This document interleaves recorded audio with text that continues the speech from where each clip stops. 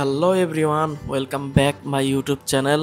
কেমন আছেন আপনারা সবাই? এই হচ্ছে আমার সামনে R15M ইন্দোনেশিয়ান ভার্সন, বাংলাদেশের সবচেয়ে ফেমাস আর এক্সপেন্সিভ স্পোর্টস বাইক হচ্ছে এটা। 7.5 লাখ টাকা এখন বর্তমানে পড়ে যায়। এই বাইকেরই আজকে দিব রাইড অ্যান্ড রিভিউ। এখন সিনেমেটিক শট এনজয় করুন, এরপরে চলুন রাইডে।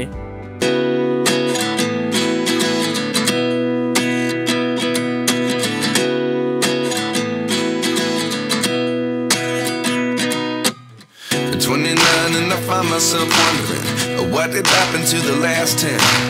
I ran away with my life, fast forward, never turn back again.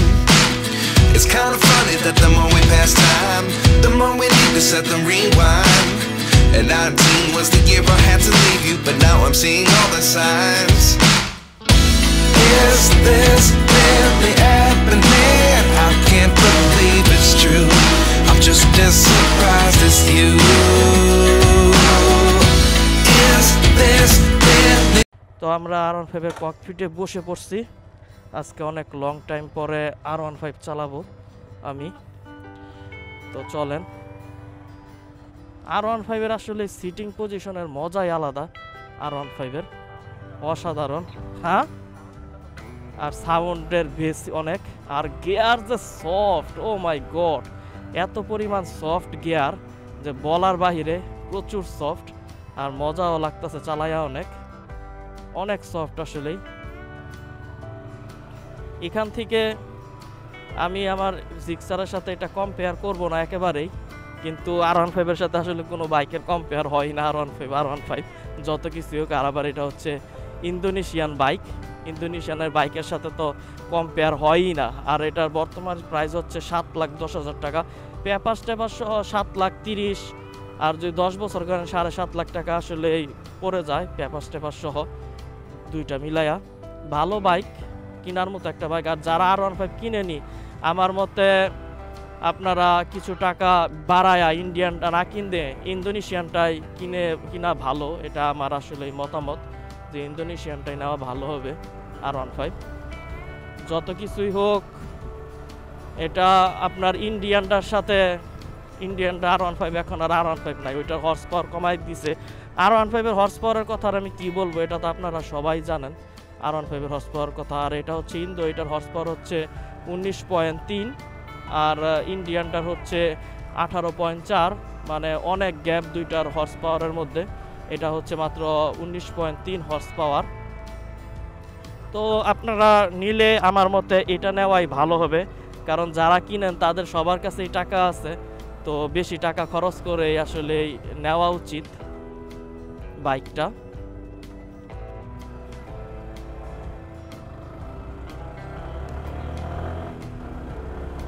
Sound অনেক সুন্দর বাইকের।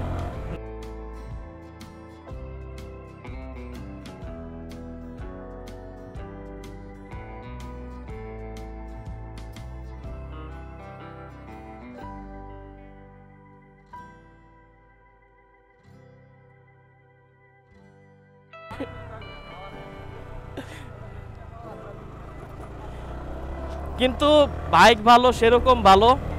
এই যে আমরা টানতাছি অনায়াসে, মানে উঠা যায় স্পিড, ভালো, অনেক সুন্দর একটা বাইক। বাইক যদি আমি আরেকবার এখানে দেখাই আপনাদেরকে, নাম একবার হুন্ডাটা দেখাই।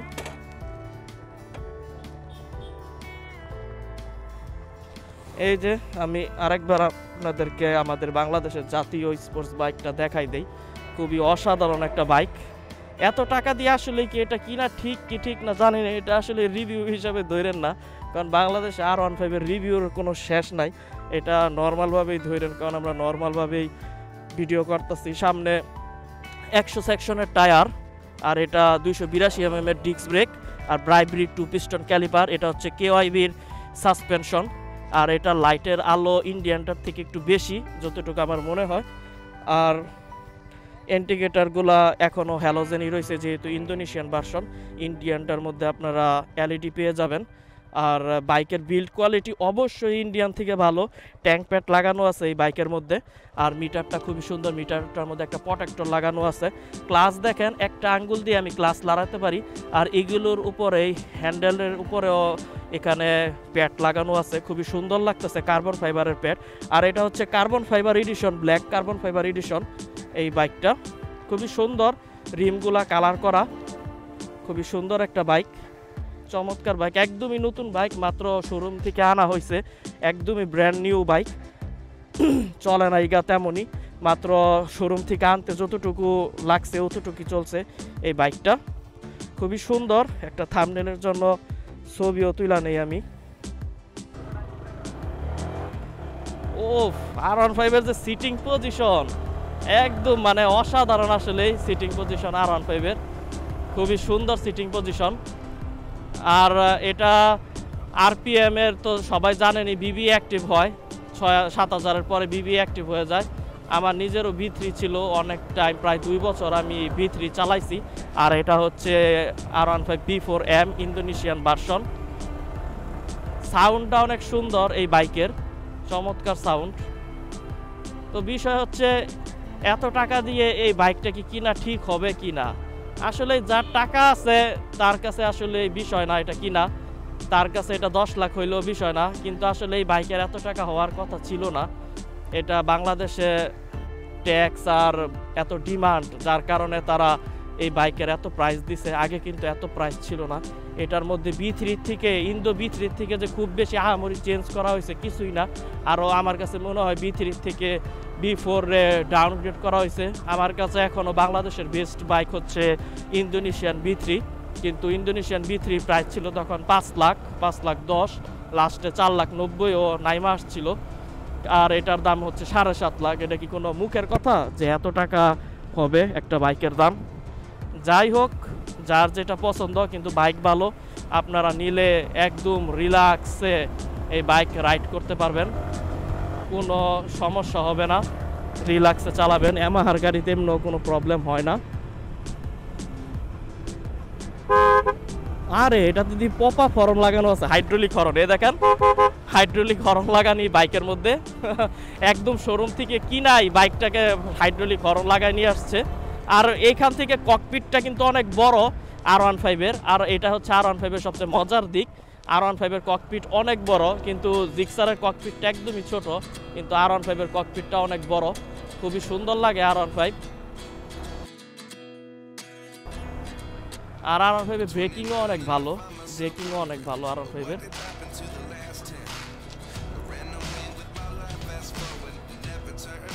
পিছনের ব্রেক যে ধরে, আমার জিক্সার আছে 250 তো পিছনের ব্রেক ধরেই না। এটার যা পিছনের ব্রেক ধরে মানে কি আর কমু, এমন ধরে এটার পিছনের ব্রেক, চমৎকার ভাবে এটার পিছনের ব্রেক ধরে। এনে কি আরেকটা থাম্বনেল লয়ে এলো মু।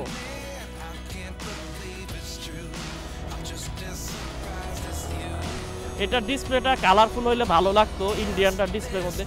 ইন্ডিয়ান বাইকের মধ্যে কিছু কিছু ভালো জিনিসও আছে, যেমন ইন্ডিয়ান বাইকের কালার, ইন্ডিয়ান বাইকের ডিসপ্লে, ফিউচার অনেক সুন্দর। আর এটাতে কিন্তু কুইক শিফটার আছে এই বাইকের মধ্যে। আমি কুইক শিফটারটা দেখাই দেই। এই দেখেন, এই যে আমি চালাইতেছি, এই যে দেখেন, এই যে এই দেখছেন আমি ক্লাস ধরা ছাড়া গিয়ার উঠাইতেছি।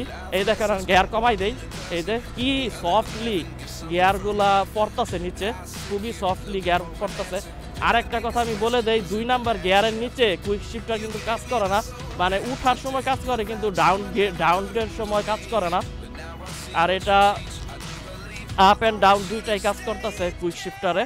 অনেকে বলে যে R15 কুইক শিফটার শুধু আপে কাজ করে, কিন্তু না, এটা ডাউনেও কাজ করে। এই যে দেখেন, এই যে ডাউনেও কাজ করে, আপেও কাজ করে, ডাউনেও কাজ করে। তো বন্ধুরা, এই হচ্ছে টোটালি এই বাইকের রিভিউ R15M। আর এটা একটা 25-এরই মডেল। তো ভিডিও আজকে আমি এখানে এন্ড করতেছি, এই বাইকের রিভিউ। এটা একটা নর্মালি রিভিউ ছিল, কারণ এই বাইকের রিভিউর অভাব নাই বাংলাদেশে। চালাইলাম তাই রিভিউ করলাম, খুবই ভালো লাগলো চালায়া। আপনারাও নিতে পারেন, মজার একটা বাইক। ধন্যবাদ বন্ধুরা, থ্যাংক ইউ।